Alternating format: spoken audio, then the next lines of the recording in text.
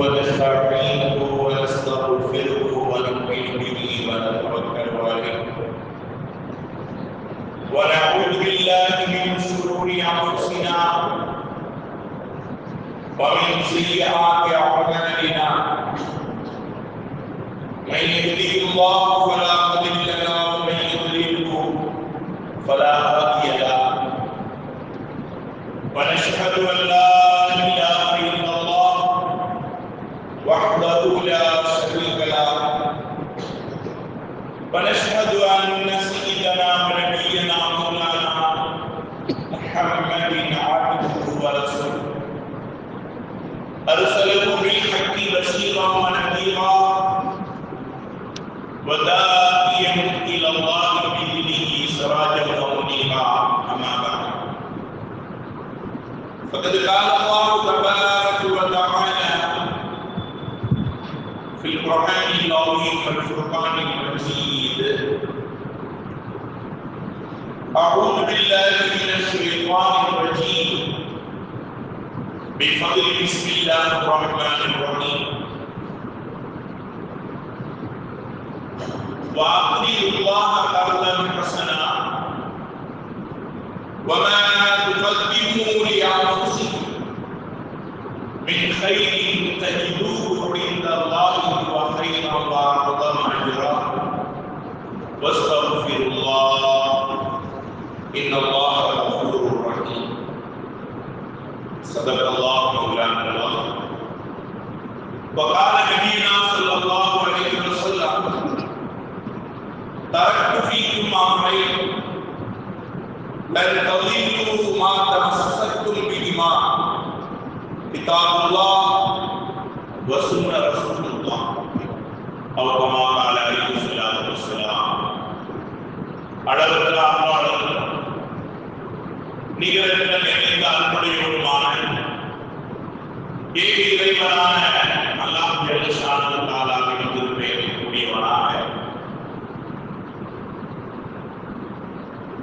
சாந்தியும் சமாதானமும் சத்திய தூதர் கண்மணி முஹம்மது முஸ்தபா ரசூலே கரீம் ஸல்லல்லாஹு அலைஹி வஸல்லம் அவர்கள் மீது அன்னாரின் வாழ்க்கையை வழிமொழியை பின்பற்றி வாழ்ந்த உத்தம சத்திய சஹாபாக்கள் தாபீன்கள் தாபீன்கள் மீதும் குறிப்பாக இந்த சங்கையான ஷவ்வால் மாதத்தினுடைய பெருநாள் மாதத்தினுடைய முதல் ஜும்மாவுடைய அமர்வில் ஒன்று கூடியிருக்கக்கூடிய நம் அனைவர்களின் மீதும் என்றென்றும் நின்று நிலவட்டமாக இன்றைய இரண்டாம் பிரார்த்தனை செய்தவனாக அல்லாஹ் சுப்ஹானஹு வ தஆலா மனித வாழ்க்கையில் எவைகளெல்லாம் எடுத்து நடக்க வேண்டும் என்று கட்டளையிட்டு ஹலாலாக்கினானோ அவைகளெல்லாம் நாம் எடுத்து நடந்து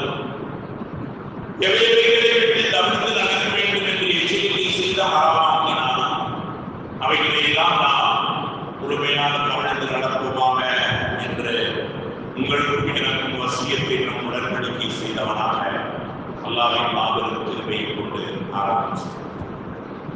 கணிதத்திற்குரிய மேலான பெரியவர்களே சகோதரர்களே, அல்லாஹ் ஜல்ல ஷானஹு தஆலா எப்பொழுதெல்லாம் மனிதன் சந்தோஷமும் மகிழ்ச்சியும் அடைவானோ அப்பொழுதெல்லாம் பிறரை சந்தோஷப்படுத்தி பார்க்க வேண்டும் என்று அல்லாஹ் நாடுவான். அதான் உண்மையான சந்தோஷம். தான் சந்தோஷம் அடைகின்ற பொழுது தன்னை சுற்றி இருக்கக்கூடிய ஒரு 10 பேர்களாவது சந்தோஷம் அடைய வேண்டும்.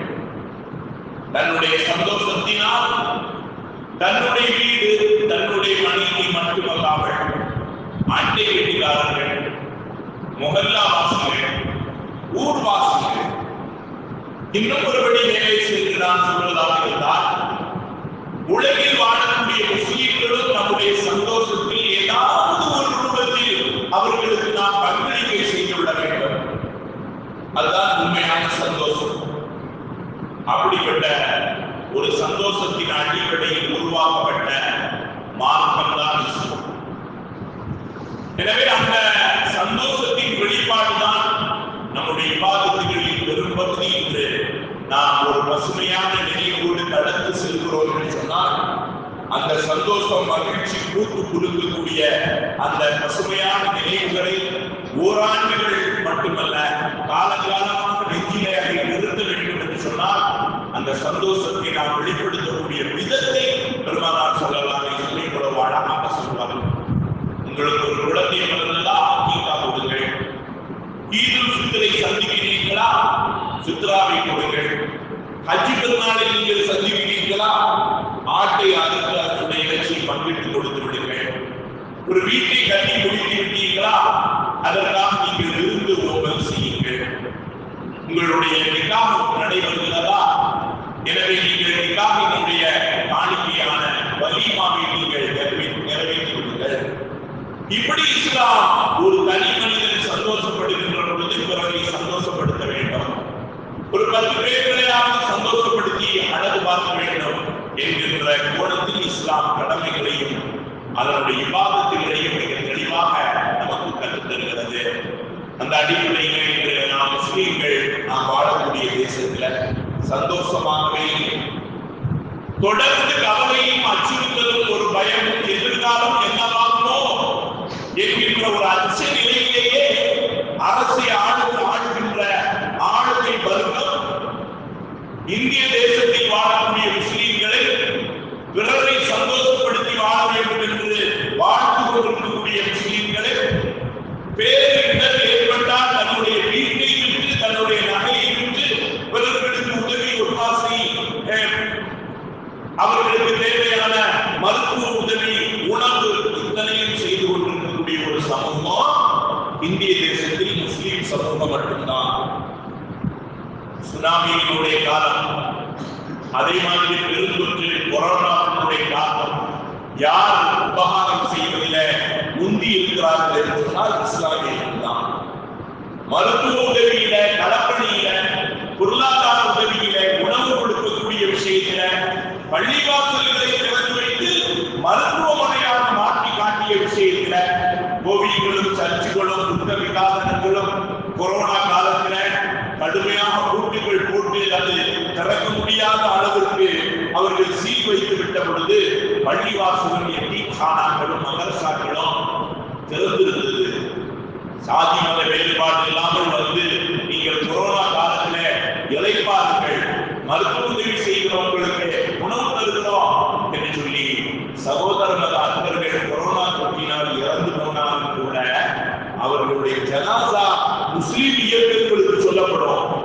இப்படி வீட்டில ஒரு கொரோனாவில் இறந்து போய்விட்டார், உடனே முஸ்லிம்கள் அதற்கான ஆடையை தயார் செய்து தன்னிடத்தில் மெடிசனை போட்டுக்கொண்டு கால்கைகளில அந்த நோய் எதிர்ப்பு சக்தி மருந்துகளை பூசிக்கொண்டு அந்த ஜனாசாவை எடுத்துக்கொண்டு அடக்கம் செய்துவிட்டு வந்தார்கள். அவர்களுடைய மத சடங்கின்படி நூற்றுக்கணக்கான ஜனாசாக்கள் மாற்று மத சகோதரர்கள். இப்படி மாற்று மத சகோதரர்களுக்கு செய்து செய்து எத்தனை இளைஞர்கள் இறந்து போனார்கள் தெரியுமா? களப்பணியாற்றக்கூடிய முஸ்லிம் இயக்கத்தினுடைய எத்தனை இளைஞர்கள் இறந்து போனார்கள்.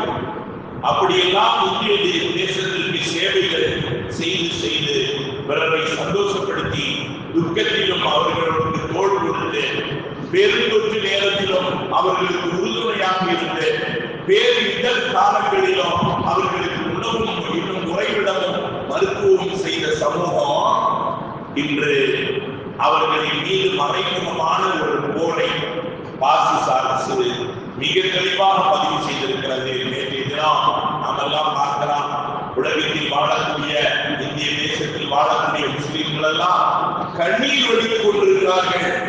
முறையான உணவு உட்கொள்ள முடியாத அளவுக்கு எதிர்காலத்தில் பற்றி இந்திய தேசத்தினுடைய எதிர்காலம், நம்முடைய வாரிசுகள், நம்முடைய பிச்சளங்கள் என்ன ஆவார்களோ என்கின்ற கவலை அவர்களை வாட்டி வதைத்துக் கொண்டிருக்கிறது. சமூக ஆர்வலர்கள், சமூக செயல்பாட்டாளர்கள், சமூகத்தின் மீது உண்மையான இஸ்லாமான அக்கறை கொண்டவர்கள் அத்தனை பேர்களும் கண் கலங்கிக் கொண்டிருக்கிறார்கள். அந்த அளவிற்கு ஒரு சட்டத்தை பார்லிமெண்ட்ல இந்த பாசிச அரசு கொண்டு வந்து அதை நள்ளிரவில் 288 எம்பிக்களினுடைய ஆதரவோடு அதை சட்டமாக இயற்றி 115 திருத்த வக்ஃப் சட்ட மசோதாவில பாசிசத்திற்கு ஆதரவாக அந்த சொத்துக்களை எப்படி கைப்பற்ற வேண்டும் முஸ்லிம்களிடத்தில், மதரசாக்களை கைப்பற்றுவதற்கு தனி அஜெண்டா, எத்தீம்கானாக்களை கைப்பற்றுவதற்கு வக்ஃபினுடைய எத்தீம்கானாக்களை, வக்ஃப் கல்லூரிகளை கைப்பற்றி அதில் என்ன மாதிரியான பாடத்திட்டங்களை உருவாக்க வேண்டும் என்பதற்கு 85 புதிய மசோதாக்கள்.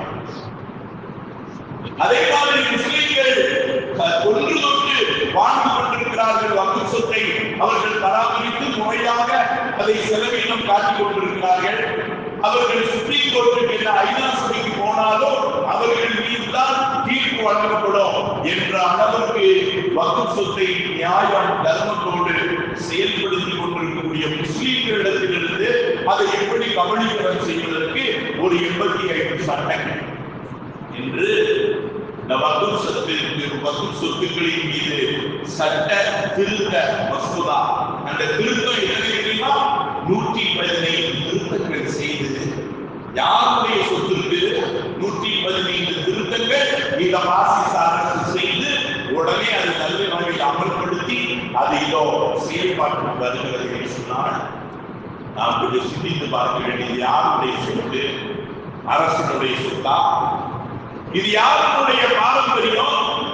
இதற்கு பின்னால் இருக்கக்கூடிய இஸ்லாமியர்கள் எந்த மாதிரி ஈமானோடு யக்கீனோடு இந்த சொத்துக்களை நம்முடைய வாரிசுகள் அனுபவிக்க வேண்டும் என்று சொல்லி அதை எப்படி கொடுத்தார்கள் என்ற வரலாறு இந்த பாசிச அரசுக்கு தெரியுமா? இவர்களை மாதிரி அதானி அம்பானிகளுக்கு பொதுமக்களுடைய சொத்தை தாரை பார்த்து கொடுத்தா நம்முடைய இஸ்லாமிய தலைவர்கள் இந்த வக்ஃப் சொத்தை அவர்கள் உருவாக்கினார்கள். அவருக்கு நமக்கு வித்தியாசத்தை பாருங்கள். ஹஜ்ஜுக்கு செல்லக்கூடியவர்கள் தான் இனி திரும்பி வரமாட்டோம், தன்னுடைய சொத்துக்களை வக்ஃப் செய்து செல்வார்கள் சகோதரர்களே. அப்படியே அவர்கள் நியத்துப்படி ஹஜ்ஜுக்கு சென்றவர்கள் ஹஜ்ஜினுடைய காலங்களில் அமல் செய்கின்றவர்களே இறந்து விடுவார்கள். அவர்களுடைய அந்த ஹாஜிகளினுடைய சொத்து வக்ஃப் சொத்து. இந்திய தேசத்திலே பிரிவினைவாதம் ஏற்பட்ட பொழுது தன்னுடைய இந்திய மண்ணில் இருந்து எந்த சொத்துக்களையும் விட்டு செல்லலாம். சகோதரர் அன்பர்களுக்கு கிறிஸ்தவர்களுக்கு விட்டு அதை ஒரு விலை கொடுத்து அவர்களுக்கு கொடுத்து விட்டு செல்லலாம். ஆனால் அப்படி செல்லக்கூடாது. நாம் தான் இந்திய தேசத்தை இப்படி சொல்கிறோம். ஆனால் இந்திய மண்ணில் நம்முடைய இந்திய சகோதரர்கள் ஈமானிய சகோதரர்கள் வாழ்கிறார்கள். அவர்களுக்கு பொருளாதாரம் வேண்டும், படிப்பு மீது அவர்களுக்கு செலவீனம் வேண்டும், அவர்களுடைய வாழ்வாதார மேம்பாட்டிற்கு இந்த சொத்துக்களை நான் அரைகுறை விலைக்கு விற்காமல் அதை அப்படியே வசூல் செய்வேன் செய்துவிட்டு சென்றவர்கள். கிறிஸ்தவர்கள், இந்து சகோதரர்கள், பௌத்த சைன சகோதரர்களுக்கெல்லாம் விற்காமல் முஸ்லீம்கள் இனி ஒரு காலம் வரும். இந்திய தேசத்தினுடைய நிலைப்பாடு வரைக்கும் அடைகின்ற பொழுது என்னுடைய ஈமானிய சொந்தங்கள் இந்திய தேசத்தில் அவர்கள் நெஞ்சு நிமிர்த்தி கல்வியில் தன்னிலை பெற வேண்டும். அவர்கள் உணவிலே பட்டினி பசியோடு வாழ்ந்துவிடக் கூடாது. தொழுகைக்கான அந்த பள்ளிவாசல்கள், எத்தீம்களுக்கான அனாதைகள், கல்வி கலாசாலைகள் உருவாக்க வேண்டும் என்ற கவலையில பிரிவினை பாதத்தின் பொழுது பங்களாதேசத்திற்கு சென்ற இஸ்லாமியர்கள், பாகிஸ்தானுக்கு சென்ற இஸ்லாமியர்கள், ஆப்கானிஸ்தானுக்கு சென்ற இஸ்லாமியர்கள் தங்களுடைய இந்திய சொத்துக்களை அப்படியே விட்டு, இது முஸ்லிம்களுக்கு வக்ஃப். வக்ஃப் என்று சொன்னாலே அது அல்லாஹ்வினுடைய சொத்து, அது அல்லாஹ்விற்கு உரிய சொத்து. அந்த சொத்தை அப்படியே நம்முடைய முஸ்லிம்கள் காலகாலமாக அதிலிருந்து பயனடைய வேண்டும் என்று விட்டு சென்றார். இவர்கள் என்ன செய்கிறார்கள் பார்த்தீங்களா? 117 திருத்துக்களை கொண்டு வந்து அவர்கள் எந்த நிலத்தை அபகரித்து எடுத்தாலும் அதன் மீது வழக்கு போட முடியாது. எந்த கலெக்டரும், எந்த விதமான தாசில்தாரும், கோட்டாட்சியாரோ அதன் மீது எந்த ஒரு நடவடிக்கை எடுக்க முடியாத அளவுக்கு 85 துணை சட்ட திருத்தங்களோடு 85 விதமான புதிய சட்டங்களை கொண்டு திணித்து இந்த தேசத்துல ஒரு முஸ்லிம்களுக்கே சொந்தமான அந்த அற்புதமான வக்ஃப் சொத்தை, அல்லாஹ்வுடைய சொத்தை, அமானிதத்தை இன்று பங்கு வைத்து குரங்கு அப்பத்தை பங்கு வைத்து தின்றது மாதிரி இந்த பாசிச குரங்குகள் வேட்டையான முடிவுவிட்டார்கள். இன்று பார்த்தால் அவர்கள் சொல்கிறார்கள் முஸ்லிம்களுக்கு இதில் வாழ்வாதார மேம்பாடு தான் இருக்கிறது. வக்ஃப் சட்ட திருத்த மசோதாவை நாங்கள் பார்லிமெண்டிலே அமல்படுத்தியதன் மூலமாக முஸ்லிம்களுடைய கல்வி வளர்ச்சி அடையும், முஸ்லிம்களுடைய பொருளாதாரம் மேம்படும், அதோடு முஸ்லிம்கள் இந்திய தேசத்திற்கு பெரிய அளவிலே தங்களுடைய பங்களிப்பையும் செய்வார்கள் என்று தன்னிலை விளக்கம் கொடுத்துக் கொண்டிருக்கிறார்கள் எழுத்தர்கள். நாம் கேட்கிறோம், இந்த முஸ்லிம்களுடைய சொத்துக்களின் மீது பாசிசம் இவ்வளவு பெரிய கவலையோடு தங்களுடைய பல நாள் திட்டங்களை அஜந்தாக்களை நாக்பூரினுடைய RSS அலுவலகத்திலிருந்து வெளிப்படுத்திய சட்டங்கள் இது இந்த பாசிசத்தினுடைய நீண்ட நெடிய சட்டங்கள். அதை எல்லா முஸ்லிம்கள் மீது எப்படி நாம் கொஞ்சம் கொஞ்சமாக கொண்டு வர வேண்டும், முஸ்லிம்களை இந்திய தேசத்தில் பொருளாதாரத்தில் வழிவகை செய்ய வேண்டும் என்று சொன்னால் அவர்களுடைய பெரிய சொத்து பார்ப்பது, அதை நாம் கவனீகரம் செய்து விட வேண்டும், அதை இல்லாமல் ஆக்கிவிட வேண்டும், அவர்கள் உரிமை கோரக்கூடிய இடத்தில் இருக்கக்கூடாது என்கின்ற ஒரு கேவலமான நிலைக்கு அவர்களுடைய 90 ஆண்டு கால பாசிச மூளையில் உருவான ஒரு விஷயம் தான் இன்று வருகிறது. இத்தனை நாட்கள் கலவரம் செய்தார்கள், சொத்துக்களை சூறையாடினார்கள், புல்டோசர் வைத்து பள்ளிவாசலை இடித்து தள்ளினார்கள், புல்டோசர்களை வைத்து எத்தீம்கானா மதரசாக்களை இடித்தார்கள். ஊபியில் மட்டும் 540 பள்ளிவாசல் மதரசாக்கள் யோகி ஆதித்யநாத் என்ற அந்த குரங்கின் மூலமாக இடித்து தரைமட்டமாக்கப்பட்ட விஷயத்தை எல்லாம் நாம் பார்க்கிறோம். ஆனால் இன்று அத்தனை கொடுமைகளுக்கு பிறகு இன்று தைரியமாக வக்ஃப் மார்க்கத்தின் மீது கை வைத்திருக்கிறார்கள். இதற்கு பங்களாதேஷில் இருக்கக்கூடிய நம்முடைய இஸ்லாமியர்களும், அதே மாதிரி ஆப்கானிஸ்தானில் இருக்கக்கூடிய இஸ்லாமியர்களும், அதே மாதிரி பாகிஸ்தானில் இருக்கக்கூடிய இஸ்லாமியர்களும் சர்வதேச நீதிமன்றத்தை நாடி இருக்கிறார்கள். அதில் ஒரு வெற்றி, ஒரு சின்ன பிரகாசம் நமக்கு ஏற்படும். அவர்கள் எல்லாம் தங்களுடைய சொத்துக்களை வக்ஃப் செய்துவிட்டு சென்றவர்கள். அவர்களுக்கு அந்த நேரத்தில் பிரிட்டிஷ் அரசு செல்வ பட்டை கொடுத்திருக்கிறது. நீங்கள்லாம் வக்ஃப் செய்து விட்டீர்கள், உங்களுக்கு நாங்கள் கொடுக்கக்கூடிய செல்வ பட்டை, இதை நீங்கள் வைத்துக் கொள்ளுங்கள். இப்பொழுது நம்முடைய இஸ்லாமிய இயக்கங்கள் அந்த மாதிரி ஆப்கானிஸ்தானிலும் பாகிஸ்தானிலும் பங்களாதேஷிலும் இருக்கக்கூடிய அந்த வக்ஃப் டொனேட்டர்களுடைய வாரிசுகள் என்று அவர்கள் செல்வ பட்டையை வைத்திருந்தால் அதை கொண்டு ஒரு பெரிய மாற்றத்தை இந்திய தேசத்தில சர்வதேச நீதிமன்றத்தை அணுகி நாம் செய்ய முடியும். அதை செய்யக்கூடாது என்பதற்காக 100 107 வரைக்கும் உண்டான ஒரு சட்டத்தை இந்த பாசிசம் மிக தெளிவாக வடிவமைத்திருக்கிறது. இந்திய தேசத்தினுடைய ஒற்றுமைக்கு அந்நிய நாட்டவர்கள் கொண்டு வந்து தலையை நுழைந்தோ அல்லது அந்நிய நாட்டவர்கள் வந்து அதாவது இந்திய சட்டத்தில் அரசியலமைப்பு சட்டத்தில் ஏற்படுத்திய ஒரு ஒட்டுமொத்த முடிவை எதிர்ப்பதோ கூடாது என்பதற்காக வக்ஃப் சட்டத்தினுடைய 100 இருந்து 107 வரைக்கும் 7 சட்டங்களை தனியாக வந்து என்ன செய்கிறார்கள் என்றால் சட்ட திருத்தமாக அதில் உள்ளே நுழைந்திருக்கிறார்கள். ஆக இந்த வக்ஃப் சொத்தை ஒட்டுமொத்தமாக அதானி அம்பானி குடும்பத்தினர்கள் மட்டுமல்ல, இந்த பாசிச மோடி அமித்ஷா போன்ற இந்த தலைவர்கள், அதே மாதிரி நாக்பூரினுடைய செயல்படக்கூடிய ராஷ்டிரிய சுயம் சேவா சங்காத்தினுடைய அவர்களுடைய செலவினங்கள் இந்திய தேசத்தில் அகன்ற ஒரு பாரதத்தை அமைத்து ஒரே மனிதன் ஒரே கொள்கை ஒரே கோட்பாடு என்கின்ற அவர்களுடைய சித்தாந்தத்தை நிலைநாட்டுவதற்காக இவர்கள் ஏற்பாடு செய்திருக்கக்கூடிய ஒரு பெரிய விஷயம்தான். இதை அல்லாஹ் என்ன சொல்கிறார், நபி அவர்களுடைய தீர்வு என்ன, இதை தான் இன்று நாம் பார்க்க கடமைப்பட்டிருக்கிறோம். ஏனென்று சொன்னால் அல்லாஹ் ரப்பல் ஆலமீன் சொல்வான், வக்ஃபினுடைய அந்த விஷயங்கள் என்பது அல்லாஹ்வினுடைய சொத்து. அந்த அல்லாஹ்வினுடைய சொத்தை பாதுகாக்க வேண்டியது அல்லாஹ்வின் மீது நாத்தின் கடமை உண்டு. அல்லாஹ் ரசூலினுடைய அந்த சொத்துக்களை பாதுகாப்பது அல்லாஹ் எப்படி பாதுகாக்கிறான்? அல்லாஹ் நினைத்தால் ஈ எறும்புகளை கூட கொண்டு வேலை பார்க்க முடியும். ஆனால் அல்லாஹ் ரப்பல் ஆலமீன் ஒட்டுமொத்த இந்திய தேசத்தினுடைய முஸ்லிம்களை மீது இந்த அமானியம் எப்படி நீங்கள் காப்பாற்றுவீர்கள்? அல்லாஹ் ஒரு சோதனையை நமக்கு வைத்திருக்கிறார். மிகப்பெரிய சோதனை இது. எப்படிப்பட்ட சோதனை என்று சொன்னால், நாம் தொடர்ந்து என்ஆர்சி, அதே மாதிரி CAA, NPR போன்ற போராட்டங்களுக்கு எப்படி பல கோடி ரூபாயை இழந்து, வேலைகளை இழந்து, வீதிகளிலே இரவு பகலாக அதிலே அல்லாஹ் வெற்றியை தந்தான். ஆனாலும் இயற்கை பேரிடர் ஏற்பட்டு ஒரு வெற்றி நமக்கு அல்லாஹ் கிடைக்க வைத்தான். ஆனால் இது அதை விட கொடூரமான சகோதரர்களே, இந்தியாவில் இருக்கிற இந்த தனி குடியுரிமை திருத்த சட்டத்தை விட இந்த வகுப்பாட்பட்டியலுடைய சட்டம் ரொம்ப மோசமானது. இது நம்முடைய வழக்க வழிபாடுகளை கேள்விக்குறியாக்கிவிடும், பாடத்திட்டங்களை மாற்றிவிடும். நாம் நம்முடைய மதரசாவில் சொல்லிக் கொடுக்கக்கூடிய சரியாவில் கை வைக்கக்கூடிய அளவிற்கு சட்டத்திட்டங்களை வகுப்புகளுடைய இந்த திருத்த சட்ட மசோதாவை அமல்படுத்தியதன் மூலமாக மார்க்கத்திற்கு உள்ளே வந்திருக்கிறார்கள், ஷரியத்திற்கு உள்ளே வந்திருக்கிறார்கள். இப்பொழுதுதான் ஈமான்தாரிகளும் மூமின்களும் இளைஞர்களும் செல்வந்தர்களும் ஒரு கணம் ஒன்று கூட வேண்டிய காலகட்டத்தை கட்டாயம். நாம் இந்திய தேசத்தில் எத்தனை கோடி 23 கோடி பேர் இருக்கிறோமா, அத்தனை பேர்களும் ஒன்று கூட வேண்டும். செல்வந்தர்கள் ஒரு கட்டமைப்பு, வக்கீல்கள் அட்வொகேட்டுகள் ஒரு கட்டமைப்பு, இஸ்லாமிய ஜட்ஜிகள் ஒரு கட்டமைப்பு கொண்டு வர வேண்டும்.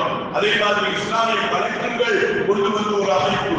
இப்படி நாம் ஒன்றுபடுவதற்கு பல சாரார்கள் ஒன்றுபட்டு செயல்படுவதற்கு உண்டான ஒரு பிரகாசமான வழியை அல்லாஹ் இதன் மூலமாக ஏற்படுத்தி தந்திருக்கிறார். ஒவ்வொரு தரப்பினர்களும் தங்களுடைய எதிர்ப்பை தெரிவித்து அந்த கேசுகளை பயிற்சி செய்கின்ற பொழுது இந்த சட்ட திருத்த மசோதா 288 எம்பிக்களின் மூலமாக அது கொண்டு வரப்பட்டாலும் அது செயலில்லாமல் செய்யக்கூடிய அளவிற்கு சட்டங்கள் நமக்கு இருக்கிறது. இன்று இந்த சட்டம் அமல்படுத்திய மறுநாளே இதை எதிர்த்து நாம் செய்ய முடியும். ஒரு 3000 வக்கீல்கள் இருக்க வேண்டும், ஒரு 15 நீதிபதிகள் இருக்க வேண்டும். இருந்தால் அவர்கள் தலைமை கீழ் முஸ்லீம்கள் மறுபடியும் இந்த சட்டத்தை செயலாக்கம் இல்லாமல் செய்ய முடிவதற்கு உண்டான நகர்வுகளை கொண்டு செல்லலாம். ஆனால் இருக்கிறார்களா? எங்கே இருக்கிறார்கள்? 3000 அட்வொகேட்டுகள், அதே மாதிரி ஒரு 15 உச்ச நீதிமன்ற டிவிஷன் பெஞ்சினுடைய வக்கீல்கள், அதே மாதிரி ஜட்ஜிகள் எங்கே இருக்கிறார்கள்? இல்லை. அதனால் கல்வியினை பின்தங்கி இருக்க எந்த மாதிரியான நிலைப்பாடுகள் நம் மீது திணிக்கப்படுகிறது என்பதை நாம் ஒருவரை சிந்தித்து பார்க்க வேண்டும். பழங்குடியில அட்வொகேட் இருக்கிறார், பழங்குடி மக்கள் ஆட்டுவாசிகள் அட்வொகேட் வைத்திருக்கிறார். அவருடைய ஜமாத்துக்கு லீகல் அட்வைசர் உண்டு. அவனுடைய கட்டமைப்புக்கு அவனுக்கான உரிமைகள் என்ன என்று எடுத்து கொடுப்பதற்கு அந்த அட்வொகேட்டுகள் பெரிதும் உதவுகிறார்கள். ஆனால் இவ்வளவு விஷயங்களை நாம் இன்று ஜும்மாவிலே பகிர்ந்தாலும் நம்முடைய இளைஞர்களுக்கு ஒரு சின்ன விழிப்புணர்வு ஏதாவது இருக்கிறதா? ஏதாவது இருந்தால் நாம் இந்த ஜும்மாவிலாவது போய் நாம் இந்த சட்ட திருத்த மசோதாவை பற்றி ஏதாவது சொல்கிறார்கள், அது என்ன என்பதை பார்ப்போம் என்று வந்திருக்கிறார்களா? தங்களுடைய அறியாமை, முட்டாள்தனம், தங்களுடைய பள்ளி புறக்கணிப்பு, இதேதான் அவர்களுடைய நிலைப்பாடு. அப்படி இருக்கின்ற பொழுது பார்ப்பற்றியினுடைய சொத்துக்களின் மூலமாக நீங்கள் என்ன பலனடைய முடியும்? இதுதான் இன்றைய காலம். இன்று வகுப்பு சொத்தினுடைய பலாபலனை முஸ்லிம்கள் அடையாமல் இருப்பதன் காரணமாக அதனுடைய வேதனை தெரியவில்லை. இன்று ரேஷன் கார்டை என்ன செய்யப்படும்? செயலில்லாமல் செய்யப்படும். அரிசி வாங்குவதற்கு நீங்கள் பாமாயில் வாங்குவதற்கு ரேஷன் கடைக்கு செல்ல முடியாது என்று மட்டும் ஒரு சட்டம் கொண்டு வரணும். இதை பற்றி ஜும்மாவில் பேசினால் அவ்வளவு பள்ளி நிறைந்துள்ளது. பலாபலன்கள் தெரிந்தால்தான் இந்த சமூகம் அதற்கான முன்னெடுப்புகளை செய்வதை தவிர தூரநோக்கு சிந்தனையோடு நாம் சொல்லக்கூடிய விஷயங்களை கேட்பதற்கோ அதை உள்வாங்குவதற்கோ அதற்கான முன் நகர்வுகளை நாம் எதை வைத்து எந்த இயக்கத்தை வைத்து நாம் கொண்டு செல்ல முடியும்? நாம் சார்ந்த இயக்கத்தில் என்ன அறிவுறுத்தப்படுகிறது? இந்திய யூனியன் முஸ்லீம் என்ன சொல்கிறார்கள்? அல்லது தாமுகவிலே என்ன சொல்கிறார்கள்? டிஎன்டிஏ என்ன சொல்கிறார்கள் என்று கேட்பதற்கோ அதன்படி அமல் செய்வதற்கோ எந்த இளைஞர்களும் தயார் நிலையில் அவர்கள் தங்களுடைய மனோ இச்சைப்படி ஆடம்பரம், வேடிக்கைகள், விளையாட்டுகள், ஜும்மாவை புறக்கணித்து வாழ்தல் போன்ற இந்த எளிய நிலையிலே தான் இருக்கிறார்கள்.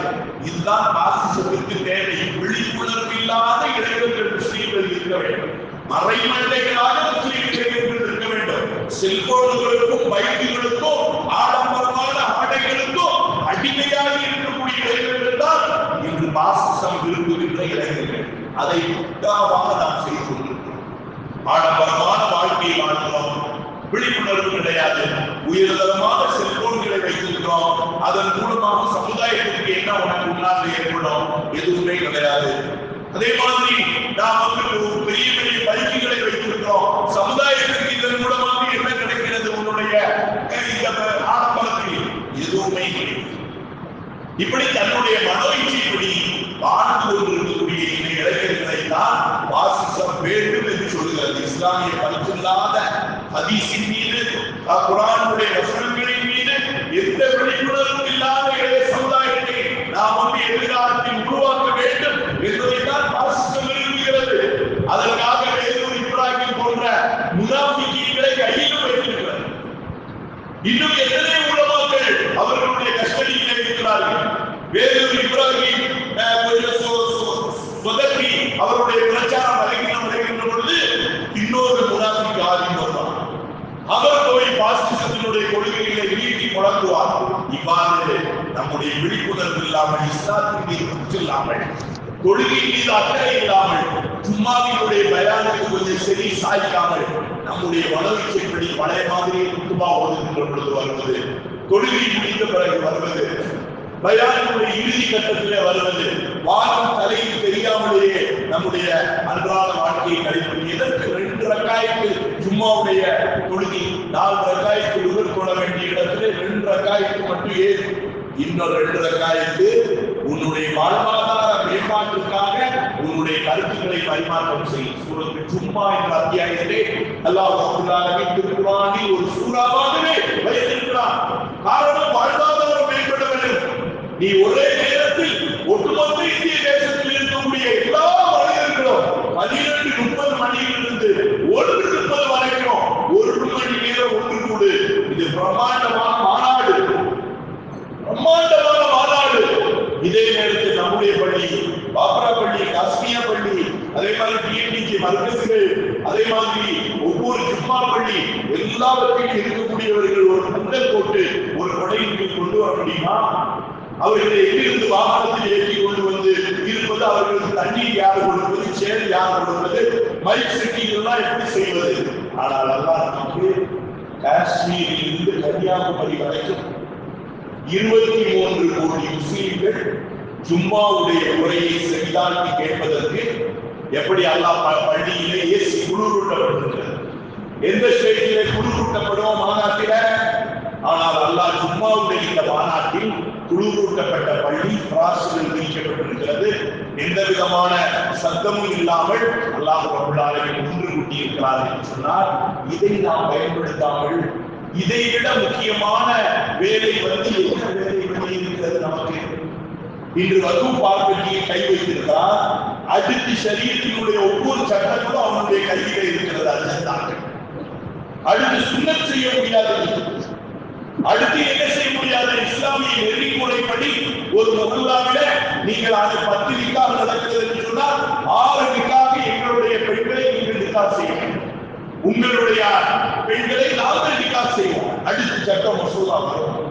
நம்முடைய பிள்ளைகளையே ஒரு குஃபார் கையில் பிடித்து கொடுக்கக்கூடிய நிலை வரும். அப்பொழுது சுமார் வருகிறீர்களா? அப்பொழுது வெளியே எங்கேயாவது பைக் ஓட்டிக்கொண்டு செல்போன் ஓட்டிக்கொண்டு ஆடம்பர கேள்வி தான் இந்த சமூகம் இருக்கும். இதைத்தான் பாசிசம் விரும்புகிறது சகோதரர்களே. இப்படியே விழிப்புணர்வு இல்லாமல் மரமண்டையாகவே இருக்கிறீர்கள் என்ற இந்த கோணத்தில் தான் பாசிசம் தங்களுடைய காய்களை நகர்த்தி கொண்டிருக்கிறது. இந்த உண்மை இன்னும் இளைஞர்களுக்கு படித்த கல்லூரியில் படிக்கக்கூடிய இளைஞர்களுக்கு வகுப்பு பார்ப்பதற்குடைய எல்லா விஷயம் தெரியும். அவர்களுக்கான அமைப்பு எங்கே? அது எந்த போராட்ட களத்தில் அவர்கள் அழைத்துக் கொண்டு என்ன சொல்கிறது? எதுவுமே இல்லாத, விழிப்புணர்வு இல்லாத நாமே ஒரு இமாம்கள் மட்டும் பள்ளியை கட்டிக் கொண்டு நிர்வாக பிரமுகர்கள் அதற்கான ஒத்துழைப்பை கொடுத்து இன்று பேசுங்கள், இதை பற்றி பேசுங்கள், அதை பற்றி பேசுங்கள், பேசுவதற்கு தயாராக இருக்கிறோம், உயிரை கொடுத்து பேசுவதற்கு. ஆனால் இளைய சமுதாயம் அதை செவி கொடுத்து கேட்பதற்கு தயாராக இல்லை. என்னென்ன பாதிப்புகள் கொண்டு வந்திருக்கிறது. ஆனால் இந்த பாதிப்பிலேயே அரசினுடைய மக்களவையினுடைய சபாநாயகர்கள் எழுந்து தைரியமாக சொல்கிறார். என்ன சொல்கிறார்? இந்த வகுப்பு சட்டம் 115 சட்டங்கள் திருத்தப்பட்டிருக்கிறது என்று சொன்னால் இனி முஸ்லிம்களுடைய நிலை உயர்வடையும். கல்வியில் அவர்களுக்கு தனி அந்தஸ்து, வகுப்பு மார்க்கெட்டை கைப்பற்றி எங்கெல்லாம் கல்லூரிகள் இல்லையோ, மருத்துவ கல்லூரிகள், இன்னும் IIT கல்லூரிகள் இல்லையோ அங்கெல்லாம் முஸ்லிம்களுக்கு கல்லூரி கட்டி கொடுக்கப்படும். 2 வருடங்கள் 10 வருடங்கள் செய்யாத இந்த பாசிசம் இப்பொழுது வகுப்பு மார்க்கெட்டை கை வைத்த உடனே, முஸ்லிம்கள் கொதிக்கு எழுந்த உடனே சொல்லுகின்ற வார்த்தை இது பார்லிமெண்ட். இதையே ஆரம்பத்திலே அவர்கள் 5 ஆண்டிலே ஆட்சி செய்த பொழுது என்ன கொண்டு வந்தார்கள்? முஸ்லிம்களுடைய வாழ்வாதாரம் மேம்படுத்திட்டு. 2வது தடவை அவர்கள் பார்லிமெண்டை, சட்டமன்றத்தை கைப்பற்றிய பொழுது எங்க வாழ்வாதார மேம்பாட்டு கொண்டு வந்தார்கள்? மாட்டு இறைச்சி வைக்காத அஹ்லாக்கை மாட்டு இறைச்சி வைத்தால் என்று அடித்து கொண்டார்கள். பஸ்ஸிலே பயணம் செய்த ஒரு ஹாபிஸை அவர் முஸ்லிம் என்ற அடையாளம் இருக்கிறது என்பதற்காக அடித்து கொன்றார்களே தவிர, இவர்கள் பள்ளிவாசல்களை இடித்தார்களே தவிர, எத்திகானவர்களை புல்டோசர் வந்து தரைமட்டமாக்கினார்களே தவிர, இந்த 10 ஆண்டில் பாசிச இஸ்லாமியர்களுக்காக என்ன செய்தது? மிகப்பெரிய பொருளாதார சிதைவை ஏற்படுத்தியது. வீதியிலே நாம் பந்தல் போடுவதற்கு பல கோடி ரூபாய், சஹீஹ் பார்க்கிற வந்தவர்களுக்கு உணவுக்கு பல கோடி ரூபாய், தண்ணீருக்கு பல கோடி ரூபாய், இப்படி நாம் வீதியில் கிடந்து கத்தியத்தான் சஹீஹ் பார்க்கின்ற CA, NRC, NPR போன்ற போராட்டங்களுக்கு அந்த கத்தியதும் ஒன்று கூடியதும் உணவு செலவினங்களோ எத்தனை கோடி சோதனை. இப்பவும் அதைத்தான் செய்ய போகிறோம். இப்பவும் ஒவ்வொரு ஜமாத் உலமா அறிவிப்பு செய்திருக்கிறது. ஒவ்வொரு மாவட்டத்தினுடைய தலைநகரங்களிலும் வக்ஃப் பார்லிமெண்ட்டுக்கு எதிரான போராட்டம் முன்னெடுக்கப்படும். ஏனென்றால் ஜமாத் உலமா அதற்கு தகுதியானது உலமா சபை. அவர்களுக்கு தான் தெரியும் வக்ஃபினுடைய பார்லிமெண்டினுடைய சொத்தினுடைய எதிர்காலம் எப்படி முஸ்லிம்களுக்கு பலன் தரும். ஜகாத்தை பற்றி, சதகாவை பற்றி, திபாவை பற்றியோ மிக தெளிவாக ஷரியத்தில் சொல்லப்பட்டிருக்கிறது. அதை முழுமையாக விளக்கியவர்கள் உலமா பெருமக்கள் என்பதால் அன்று எப்படி பிரிட்டிஷ் ஏகாதிபத்தியத்தை எதிர்த்து டெல்லியினுடைய சந்தர்ப்பங்கள் பகுதியில ஒவ்வொரு மதத்திலும் இஸ்லாமியர்களுடைய அறிஞர் பெருமக்களுடைய உடல் கட்டி தொங்க போடப்பட்டிருந்தது. பிரிட்டிஷனுடைய மௌலானா சிராஜ் தௌலாவில் இருந்து அதே மாதிரி ஒவ்வொரு உலமாக்கள் இந்திய தேசத்தினுடைய விடுதலை வேட்கைக்காக பிரச்சாரம் செய்தவர்கள், வீதியில் இறங்கி போராடியவர்கள் அத்தனை உலமா பெருமக்கள். ஆனால் இன்றும் அதை சட்டங்களை எடுத்துக்கொண்டு வீதியிலே வருகிறார்கள். யார் அவர்களுக்கு தோள் கொடுப்பது? உதவி செய்வது யார்? அவர்களுக்கு பக்கபலமாக நிற்பது யார்? ஊரில் இருக்கக்கூடிய பொதுமக்கள், இளைஞர்கள் தான். இந்த விழிப்புணர்வு இல்லாத வரை சகோதரர்களே நாம் நிச்சயமாக ஒன்றுமே செய்துவிட முடியாது.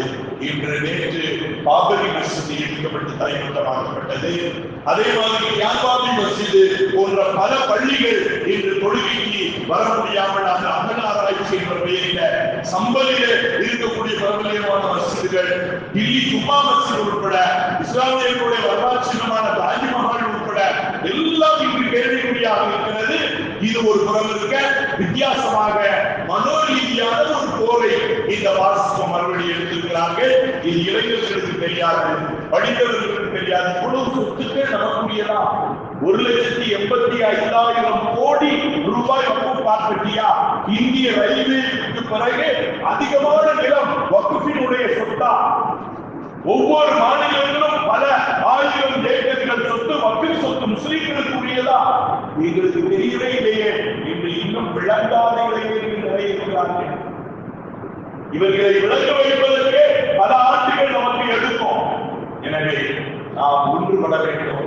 ஜும்மா போன்ற அற்புதமான இந்த மஜ்லிஸ்களை, இந்த அமர்வுகளிலே இளைஞர்கள் வர வேண்டும், படித்த இளைஞர்கள் வர வேண்டும். நீங்கள் உங்களால் ஆன ஒரு அற்புதமான செயல் திட்டங்களை வெளியே கொண்டு வர வேண்டும், ஒன்று கூட வேண்டும். செல்வந்தர்கள் நபியவர்கள் சொன்னார்கள், 4 விஷயங்கள் இந்த சமுதாயத்தினுடைய ஃபித்னாவை போக்கிவிடும். நபியவர்கள் சொன்னார்கள் மிக தெளிவாக, இந்த உம்மத்தினுடைய ஃபித்னாவை, குழப்பங்களை போக்கிவிடக்கூடிய முதல் வல்லமை இல்முல் ஆலிம். ஒரு ஆலிமுடைய இல்மு யஹ்ருஜுல் ஃபித்ன மின் ஹாதிஹில் உம்மா, இந்த உம்மத்தினுடைய ஃபித்னாவை போக்கிவிடும். இன்று நாம் வக்ஃபை பற்றி எங்கோ பார்லிமெண்டிலும் மக்களவையிலும் மாநிலவையிலும் நிறைவேற்றப்பட்ட அதை பற்றி இன்று தெளிவாக பேசுகிறோம். இல்முல் ஆலிம், இரண்டாவது சொன்னார்கள் நபி அவர்கள் ஜூதுல் அக்னியா, செல்வந்தர்களுடைய செல்வம் யஹ்ருஜுல் ஃபித்ன மின் ஹாதிஹி உம்மா, இந்த உம்மத்தினுடைய ஃபித்னாவை போக்கிவிடும். மூன்றாவது நபி அவர்கள் சொன்னார்கள் ஷுஜாஉ ஷபாப், குவத்து ஷபாப், வாலிபர்களுடைய வாலிபம் யஹ்ருஜுல் ஃபித்ன மின் ஹாதிஹி உம்மா, இந்த உம்மத்தினுடைய ஃபித்னாவை போக்கிவிடும். நாலாவதாக நபி அவர்கள் சொன்னார்கள் புகாத்துல் குபரா, பெரியவர்களுடைய தொழுகை துஆ. பெரியவர்கள் போராட்டத்திற்கு வர முடியாது, அவர்கள் பணத்தையும் கொடுக்க முடியாது. பெரியவர்கள் 60, 70, 80 வயதுடைய பெரியவர்கள், அவர்கள் துஆ, அவர்கள் கண்ணீர் வடித்து யா அல்லாஹ் பகு பார்த்தியான உன்னுடைய சொத்தை கை வைத்திருக்கிறான் அந்த பாசம், அவருக்கு சரியான தண்டனை கொடு என்று புகாத்துல் குபரா, பெரியவர்களுடைய அழுகை, இளைஞர்களுடைய இளமை, செல்வந்தர்களுடைய கொடை, ஆலிம்களுடைய இழிவு, இந்த அத்தனை விஷயங்களை ஒன்று சேர்வோமையானால் நிச்சயமாக எதிர்காலத்திலே பாசிசத்தையும் அதனுடைய செயல் திட்டங்களையும் தவிடுபடியாக்கி அவர்கள் எந்த விதத்திலும் வீரியம் கொண்டு நம்மிடத்தில் வர முடியாத அளவிற்கு செய்ய வேண்டும் என்று சொன்னால் இந்த 4 வரும் சக்திகள் ஒன்று சேர வேண்டும். இல்முல் ஆலிம், ஆலிம்களுடைய இல்மு, ஜூதுல் அக்னியா, செல்வந்தர்களுடைய செல்வம், குவத்து ஷபாப், வாலிபர்களுடைய ஒற்றுமை, அவர்களுடைய வீரம், புகாத்துல் குபரா, பெரியவர்களுடைய துஆ, இத்தனையும் ஒன்று சேர்ந்தால் தான் இனி எதிர்காலத்தில் பாசிசத்தை நாம் நிச்சயமாக இந்திய தேசத்திலிருந்து வேரோடு தேரடி மண்ணோடு பிடுங்கி எரியக்கூடிய காலம் வரும். அதை நபி அவர்கள் 2 விஷயங்களை கொண்டு அவர்கள் சொல்லிவிட்டு கண்மூடி இருக்கிறார்கள். பரத்து ஃபீக்கும் அம்ரைன் லன் தமில்லு மா தமஸ்ஸக்தும் பிஹிமா கிதாபுல்லாஹ் வ சுன்ன ரசூலுல்லாஹ். 2 விஷயங்களை நான் விட்டு சொல்கிறேன் மக்களே, அதை நீங்கள் பின்பற்றி வாழும் காலமெல்லாம் நீங்கள் உலகத்தில் எந்த தேசத்தில் வாழ்ந்தாலும் உங்களை எதுவுமே செய்துவிட முடியாது. ஒன்று கிதாபுல்லாஹ், அல்லாஹ்வினுடைய வேதம், எது ஹலாலாக்கியதோ அதை எடுத்து நடப்பதோ, எதை விட்டு ஹராமாக்கியதோ அதை விட்டு தவிர்த்து நடப்பதோ. இரண்டாவது சுன்னத்து ரசூலிக்கும், உங்களுடைய ரசூலான என்னுடைய சுன்னத்தை நீங்கள் பற்றி பிடித்து வாழும் காலமெல்லாம் நீங்கள் வழி தவறவே மாட்டீர்கள், யாரும் உங்களை திகைக்க முடியாது. எனவே கிதாபுல்லா, அல்லாஹ்வினுடைய வேதத்தின்படி ஹலாலை பேணி ஹராமை விட்டு தவிர்த்து நடக்க வேண்டும். நபி அவர்களுடைய சுன்னத்தான நபி அவர்களுடைய சொல், செயல், நடைமுறை, அங்கீகாரம், இவைகளை நாம் முழுமையாக நம்முடைய வாழ்க்கையில் கொண்டு வந்து வாழ்கின்ற பொழுது இந்த உலகத்திலும் சரி மறு உலகத்திலும் நாம் நிம்மதியான ஒரு வாழ்க்கை, ஈமானின் அடிப்படையான ஒரு வாழ்க்கை, சுயமரியாதையான ஒரு வாழ்க்கையை நாம் வாழ முடியும். எல்லாம் வல்ல ரப்பல் ஆலமீன் அப்படி கிதாபினுடைய குர்ஆனுடைய வசனங்களை முழுமையாக பின்பற்றி நபி அவர்களுடைய சொல் செயல் நடைமுறைகளை முழுமையாக நம்முடைய வாழ்க்கையை பின்பற்றி வாழக்கூடிய நசீபை எல்லாம் வல்ல ரப்பல் ஆலமீன் நம் அனைவர்களுக்கும் தந்தருள் புரிவானாக.